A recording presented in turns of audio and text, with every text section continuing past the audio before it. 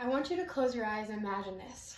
You've paid over $150 just to go somewhere, and that's not even including food, drinks, or souvenirs.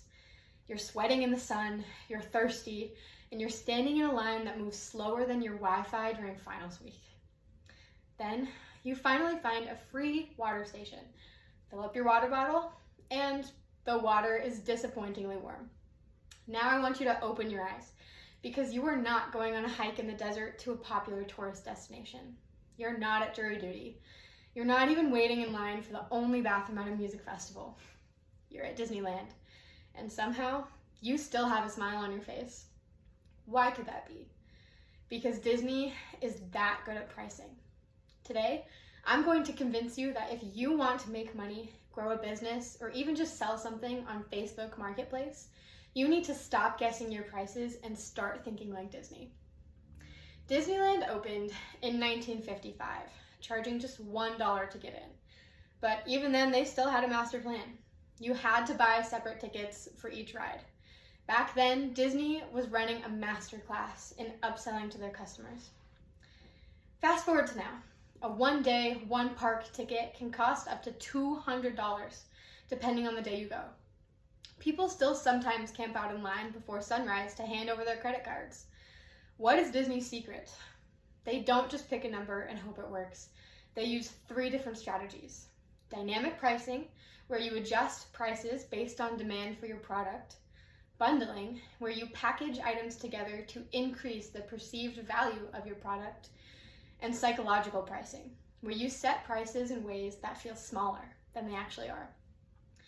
These strategies aren't just for theme parks that make billions of dollars, they work for any business. The biggest pricing problem that most businesses face is when they raise their prices and their customers get really mad. This reaction often comes from a lack of clear communication or perceived value being taken away. Customers want to understand why prices are changing and what benefits they will receive in return. Often, businesses lose customers not just because of the price increase itself, but because they fail to tell a story that justifies it. An example of this is in 2022. Netflix announced a price increase and measures to prevent password sharing, which decreased perceived value by their customers. The result of this was a huge customer backlash and the loss of over 1 million subscribers in a single quarter. Netflix's customers felt blindsided and restricted and therefore reacted negatively. On the other hand, Disney has raised prices almost every single year since they opened, and the crowds just don't stop coming. The difference between these two is that Disney adds perceived value to every price increase they make. With perfectly timed parades, fireworks, and changing characters, they truly enhance the experience, creating anticipation that justifies the ticket price instead of frustration. Disney's psychological framing is a key aspect to why people tolerate these higher prices without resentment of the increase.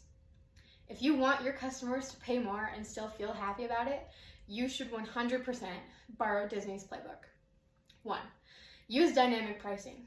Charge more during times where there's peak demand and less during slow times. This can still keep you booked while maximizing revenue the whole time.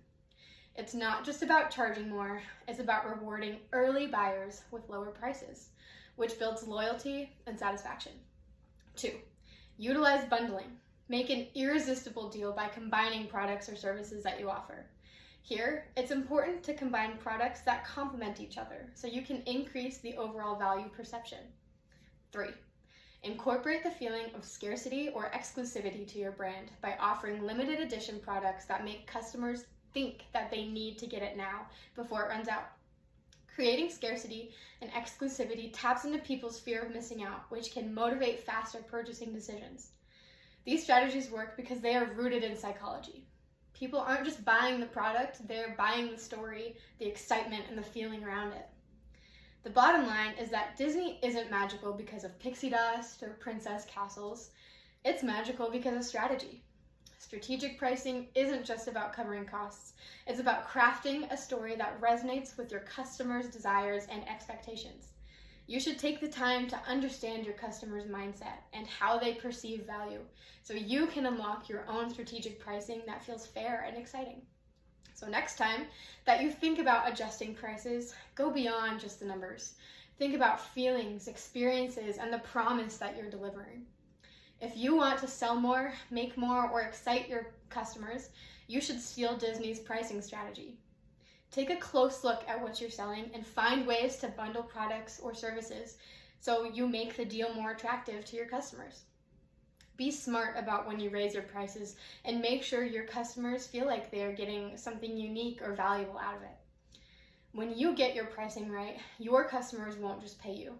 They'll walk away feeling like they got the better end of the deal. Thank you.